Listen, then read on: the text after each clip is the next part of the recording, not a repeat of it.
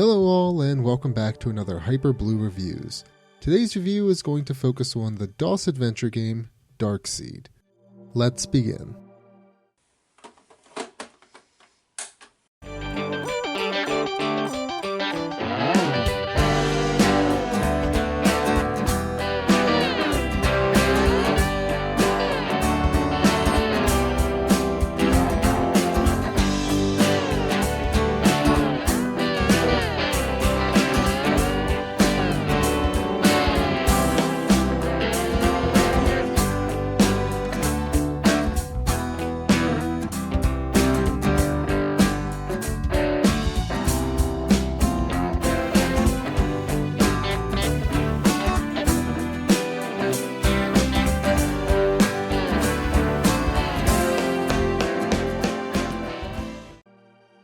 I'm not entirely sure where to start on this game. I wasn't a PC gamer when I was younger. I mean, heck, I didn't even get a PC until I was about 14. So I did miss the PC adventure game era entirely. Aside from point-and-click flash games, I never really played any mainstream type point-and-click games. Until Telltale's The Walking Dead, that is. It wasn't until 2010 or 11 that I began watching Let's Plays of old adventure-style games that I really got into them. Which is why this isn't really a retrospective review. Some of my favorite games to watch was Darkseed 1 and Darkseed 2. Darkseed 2 because it's one of those so bad it's good kind of games. In any case, Darkseed 1 was released for DOS, the Amiga, Mac, the Amiga 32, the Sega Saturn, and the PlayStation 1. The PlayStation 1 and Saturn versions were only released in Japan though, so unfortunately we never got a localized PlayStation 1 or Saturn copy of Darkseed. I'm just beginning to understand. Created by Cyberdreams, Darkseed revolves around Mike Dawson, a man that purchases a house on Ventura Drives in Woodland Hills. Mike has been plagued with nightmarish dreams where he is in an alien environment. At the start of the game, we see that Mike gets an alien embryo implanted in his head. The player is given 3 days in order to figure out how to stop the embryo from growing and stop the Ancients, the ones who implanted the embryo to begin with. The previous owner died under mysterious circumstances, probably related to alien embryos.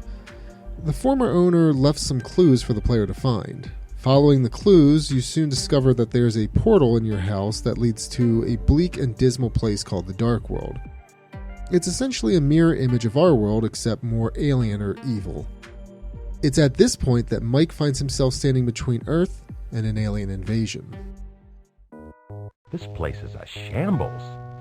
Reminds me of my last garage. Darkseed plays as a point-and-click game.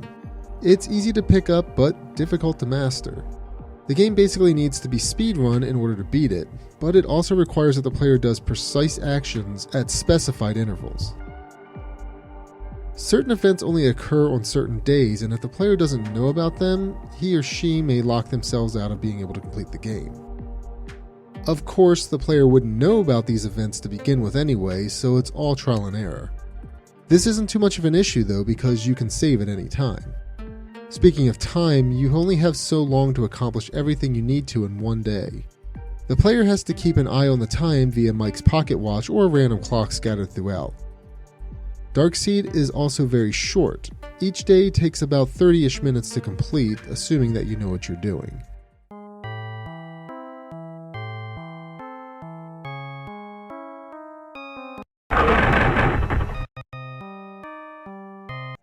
The thing I've learned about adventure games since starting this one, unless you've played through the game before, you're going to lose. A lot. And once you enter the Dark World, you find that out firsthand. There's even an instant kill right at the end of the game, for goodness sake. To save Mike from these instant death scenarios, there is an option to look at an item prior to Mike touching it, but it isn't always safe. Speaking of losing, if Mike can't remove the embryo within 3 days, then you are treated to a scene where an alien comes out of Dawson's mouth. A la Alien, except minus the chest.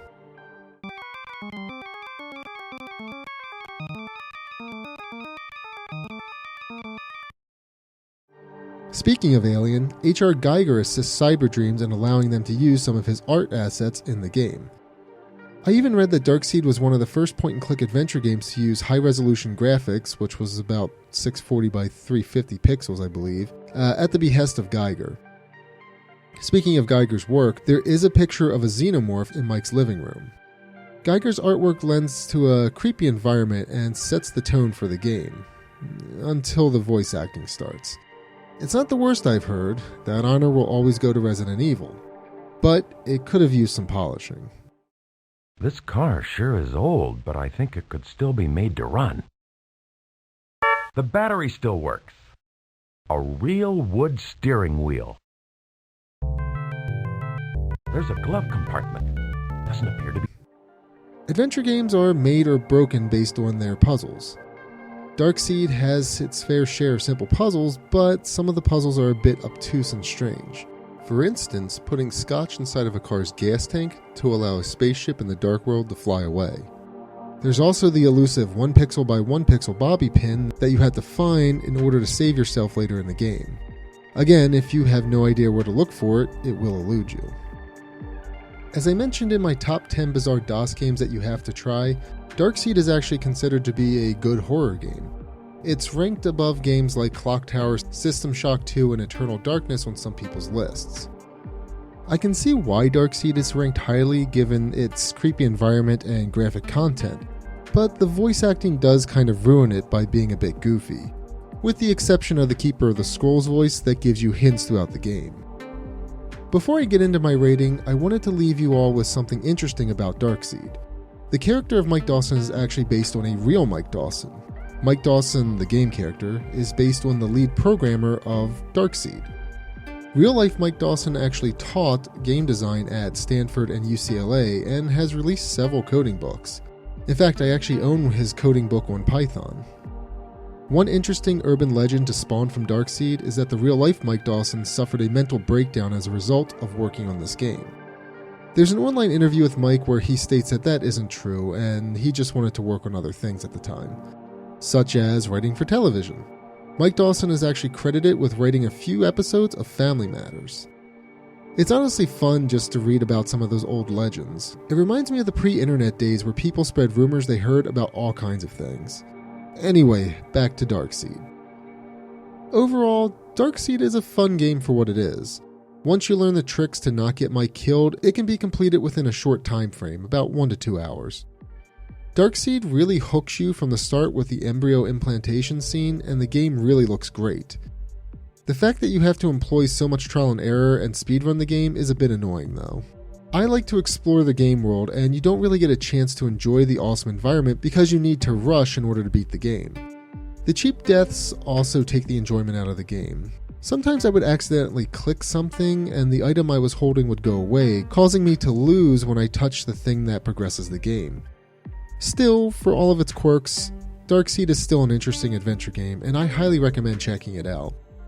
I give Darkseed 4 Scotch-powered cars out of 5. I hope you enjoyed this review. As always, thank you for watching.